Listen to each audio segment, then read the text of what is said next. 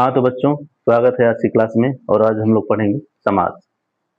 तो चलिए शुरू करते हैं। समास समास कहते किसे हैं? तो दो या दो से अधिक शब्दों का वह मेल जिसका कोई सार्थक अर्थ निकले। दो या दो से अधिक शब्दों का वह मेल जिसका कोई सार्थक अर्थ निकले। सार्थक अर्थ का मतलब ये होता है कि कुछ उसका स्पष्ट मतलब मीनिंग निकले। सार्थक यानी कि कोई भाव आए, उसको सुन के, उस शब्द को सुन के उसका कुछ अर्थ निकले, वही सार्थक शब्द होते हैं। और ये कितने प्रकार के होते हैं? ये होते हैं मुख्यतः 6 प्रकार के। तो जो 6 प्रकार होते हैं वो इस प्रकार से हैं। जो पहला समास है हमारा होता है अव्ययी भाव समास। दूसरा जो है समास तत्पुरुष समास। तीसरा कर्मधारय समास। चौथा द्विगु समास। पांचवा द्वंद्व समास। और जो छठवां है वो होता है बहुब्रीहि समास। तो ये हमारे हैं 6 समास होते हैं। 6 समास हमको पढ़ने हैं। अव्ययी भाव, तत्पुरुष, कर्मधारय, द्विगु, द्वंद्व और बहुब्रीहि। तो जो हमारा पहला समास है वह है समास हमारा अव्ययी भाव समास। उसका जो पहला पद होता है वह अव्यय होता है और वह प्रधान भी होता है। अव्यय के साथ साथ क्या होता है? प्रधान होता है। अव्यय यानी कि जब तक ये नहीं लगेगा, अव्यय शब्द यही होते हैं सब जिनकी शुरुआत आ, अनु, बे, भर, हर, यथा, प्रति इत्यादि से होती है, वो समास जहां पर होगा वो अव्ययी भाव समास होगा। तो जिन शब्दों की शुरुआत आ से हो, अनु से हो, बे से हो, हर से हो, भर से हो, प्रति से हो, यथा से हो, ये सारे शब्द किस में आएंगे? अव्ययी भाव समास के अंतर्गत आएंगे। जैसे कि हमने बोला जीवन, जैसे कि जैसे कि हमने बोला जीवन। अब जीवन का मतलब समझ में नहीं आ रहा। जीवन अच्छा है, जीवन अच्छा नहीं है, उसका जीवन कैसे चलता है, नहीं समझ में आ रहा है। लेकिन जीवन से पहले अगर हमने आ लगा दिया तो हो गया आजीवन। जीवन से पहले हमने आ लगा दिया तो ये क्या हो गया? आजीवन। इसका मतलब हुआ जीवन भर, जीवन भर या जीवन पर्यंत। आ लगा दिया तो बे है, और बे लगा दिया तो धड़क, धड़क से आगे हमने बे लगा दिया, धड़क से आगे हमने लगा दिया बे। तो बेधड़क, बिना डर के, बिना डर के, बिना डर के। तो जो बेधड़क हो गया इसका मतलब क्या हो गया? बिना डर के। डर निकल गया। अब हमने बोला पेट, पेट का मतलब क्या है? पेट खराब है, पेट फूला हुआ है, नहीं समझ में आ रहा है। लेकिन पेट से आगे हमने लगा दिया भर, भर पेट। भर पेट मतलब इसका मतलब क्या हो गया? पेट भरा हुआ है, पेट भरा हुआ है। क्लियर? तो इसमें जो अव्यय शब्द है वो है भर। तो अव्यय शब्द ये लगे होते हैं और जब तक ये नहीं लगेगा तब तक इसका अर्थ स्पष्ट नहीं होगा। तो अव्यय शब्दों का होना जरूरी है। और जिन शब्दों में ये सारे शब्द दिखाई दे दें तो वहां पे हम लोग अव्यय भाव समास करेंगे। ठीक है? तो अव्यय भाव समास क्या होता है? जिसका प्रथम पद अव्यय होता है और प्रधान होता है। जिस समास का प्रथम पद अव्यय होता है और प्रधान होता है वहां पर कौन सा समास होता है? अव्ययी भाव समास होता है। क्लियर? चलिए तो अब हम लोग पढ़ते हैं दूसरा समास। दूसरा समास क्या है? तत्पुरुष समास। तत्पुरुष समास में अंतिम पद प्रधान होता है, अंतिम पद। और पहले जो पढ़ रहे थे हम लोग अव्ययी भाव में, उसमें जो पहला पद था वो था प्रधान होता था, और पहला पद प्रधान होने के साथ साथ क्या होता था? अव्यय होता था। लेकिन इसमें क्या है? अंतिम पद प्रधान होता है, अंतिम पद प्रधान होता है। और बीच में कारक चिन्ह जैसे का, की, के, में, से, पर इत्यादि छुपा होता है। ये कारक का चिन्ह होता है, बीच में छुपा होता है। जब उसका विच्छेद करेंगे तो बीच में ये कारक के चिन्ह सब आएंगे। अंतिम पद प्रधान होता है। अंतिम पद प्रधान का मतलब मेन जो मुख्य होता है वो अंतिम पद होता है। जैसे हमने बोला राज पुत्र, इसमें दो शब्द हैं, राज और पुत्र।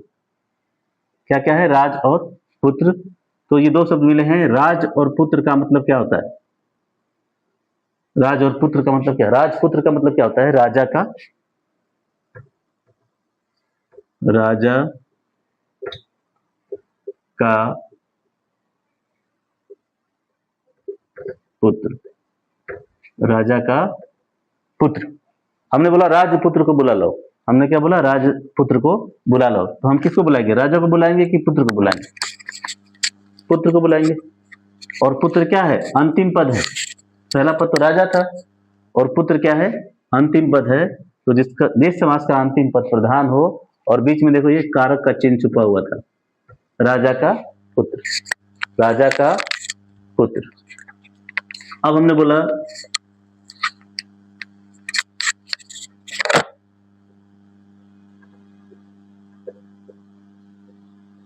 हमने दुकान पर भेजा, इसमें से किसी एक को हमने दुकान पर भेजा और बोला कि जाके हवन की सामग्री लेके आओ। तो हवन की सामग्री क्या लेके आओगे तुम लोग, हवन लाओगे कि हवन की सामग्री लाओगे? हवन की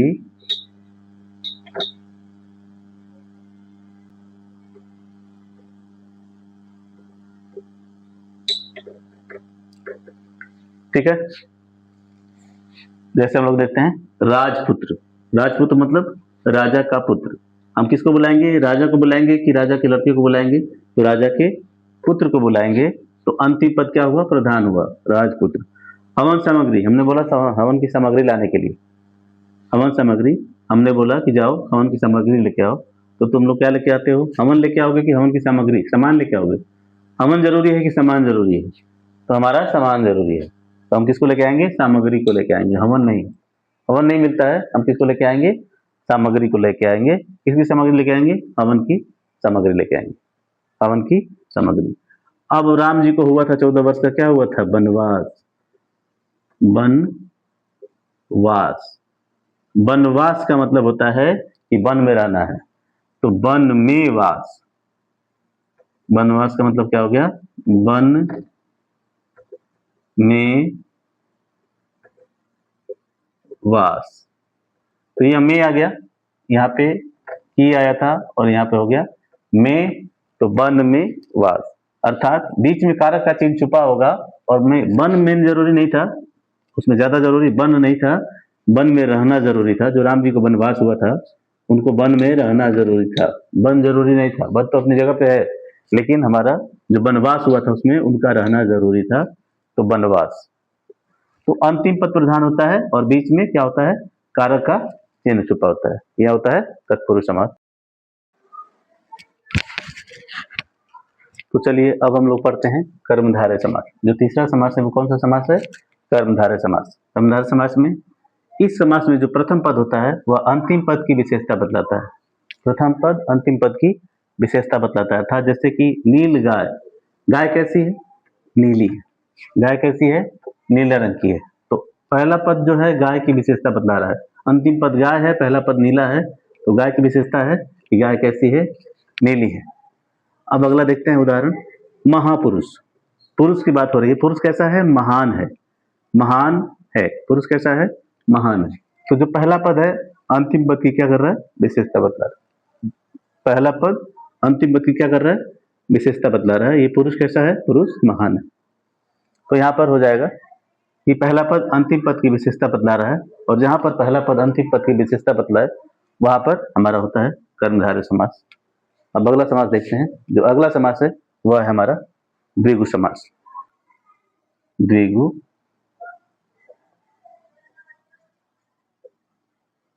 समास, द्विगु समास।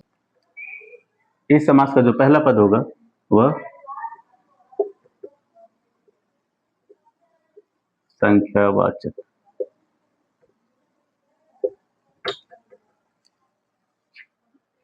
द्विगु समास, द्वि क्या है, संख्या है, और जिस समास का पहला पद संख्यावाचक हो वहां पर द्विगु समास होता है।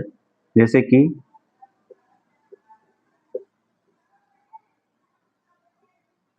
त्रिभुज,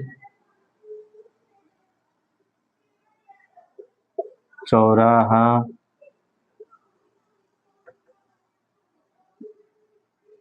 त्रिभुज, चौराहा, पंजाब,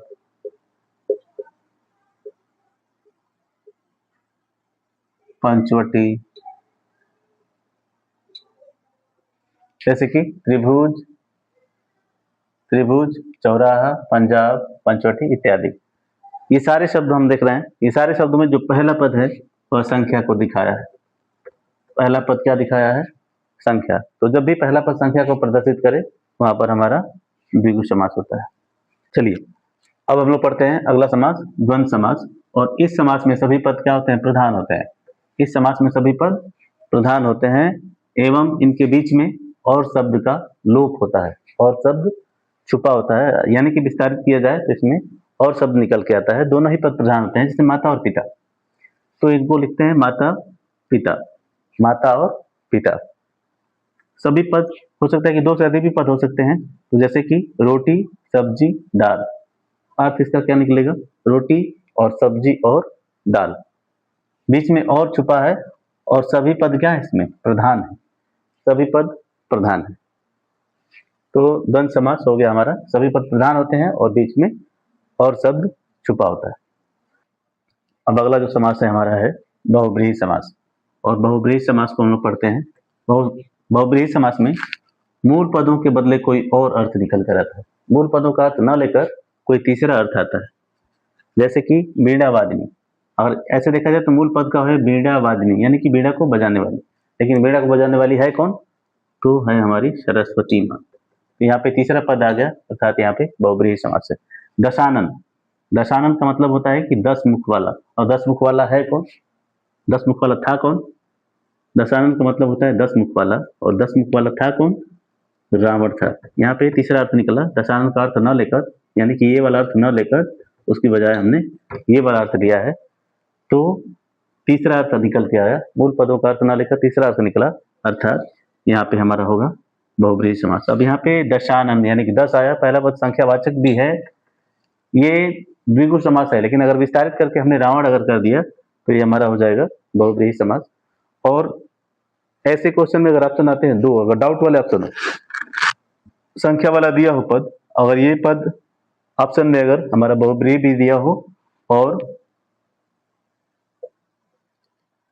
द्विगु भी दिया हो, तो वहां पर हम लोग इसको बहुब्रीहि पे ही ठीक करेंगे, क्योंकि यहाँ पे मूल पदों का अर्थ हम लोग जानते हैं कि मूल पदों का अर्थ यहाँ पे दशानन का मतलब होता है रावण। तो यहाँ पे हो जाएगा हमारा बहुब्रीहि समास। यहाँ पर हम लोग द्विगु नहीं करेंगे। अगर ये ऑप्शन नहीं दिया है तो हमारा समास हो जाएगा द्विगु, लेकिन अगर ऑप्शन ये दिया है बहुब्रीहि समास वाला तो हमारा हो जाएगा बहुब्रीहि समास। अगर ऑप्शन ये दिया है बहुब्रीहि समास वाला तो हमारा हो जाएगा बहुब्रीहि समास। तो ये था हमारा समास, और ये टॉपिक हमारा समाप्त होता है। अगले दिन फिर मिलते हैं अगले क्लास में। धन्यवाद।